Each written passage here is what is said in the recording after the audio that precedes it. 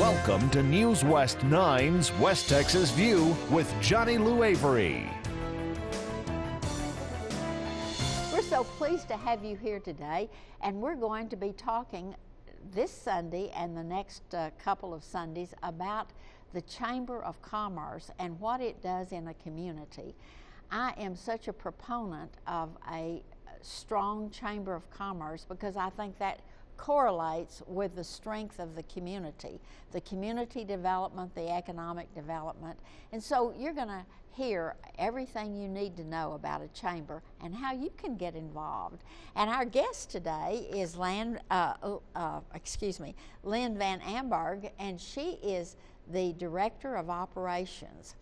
And I am delighted that you could be here. I know that you expected to bring along with you your boss, who is Mike George. Yes.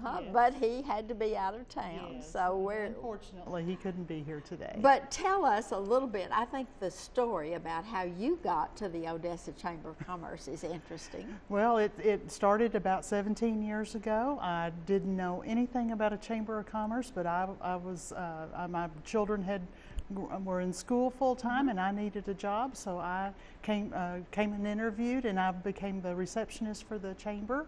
I did that for about 6 months, a little less than a year, and then I moved over to our economic development department and was the research assistant for about 6 or 7 years. And then from that point, I went to the operations department to run our operations department, where I am in charge of all of our non-dues income, which would include leadership programs, our luncheons, golf tournaments, any of our special events that we put on for the chamber. And I think it's really important to see this background because it shows why you bring such enthusiasm to your day-to-day work. Well, yeah. Because you have been literally the face of the chamber for a long time, and for a long time the voice of the chamber. But let's talk a little bit about what is the role. What is the Chamber of Commerce? Well, the Chamber of Commerce is made up of a board, a 28-member board, and they're made up of all occupations, male, female, all ethnicities. It is made up to help a business in Odessa grow. They're advocate for them at the state, local, and United States level. We also make sure that we promote Odessa in a positive light, that we want people to come here to work and to live and to be educated and to come back and help our community to grow. And one of the things that a lot of people don't understand, they just hear the word Chamber of Commerce, and commerce, well, I guess that's just for businesses. Right. And they don't realize that the economy has to have some kind of impetus or you don't grow. You're either growing or you're dying. And that's essentially what the Chamber of Commerce steps in and aids the existing businesses and then attracts new businesses. Correct.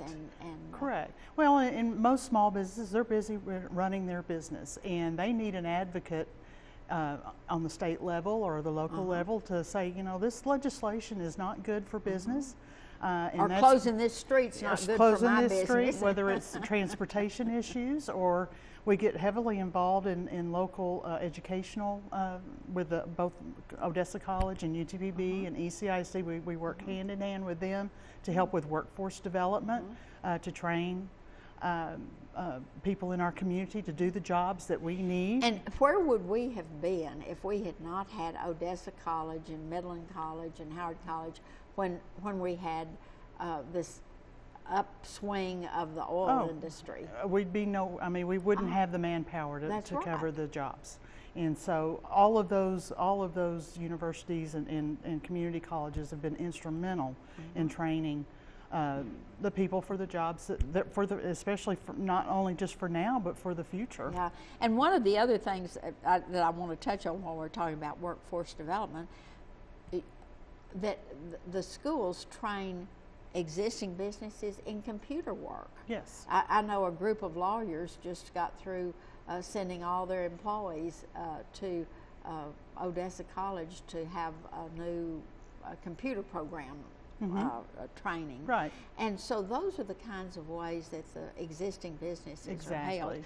But the role of a chamber in a larger town like Odessa is different a little bit from the role of a chamber in a very small community, maybe Crane or Pecos or a smaller community, because they're more involved with some of the day-to-day fun things like the parades and things. Right. But you're really what's termed a professional chamber. Correct. That is really focused on economic development and quality of life issues. Correct.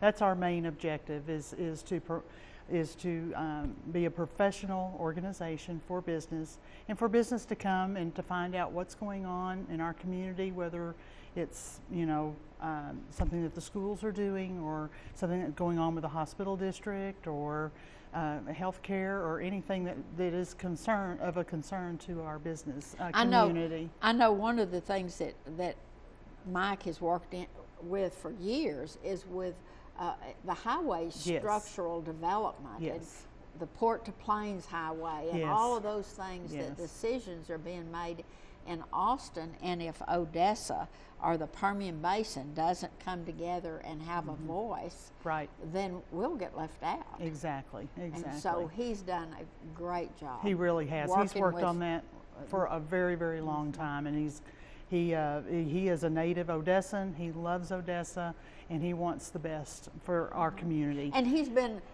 had we've had the good fortune of having him on the job for a very long time. Over 22 years. And that continuity cannot be understated.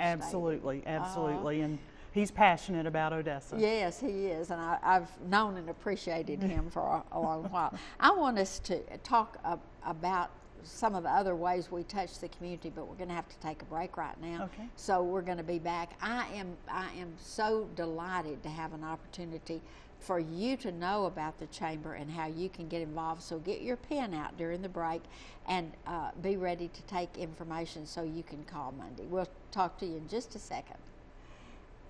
Okay.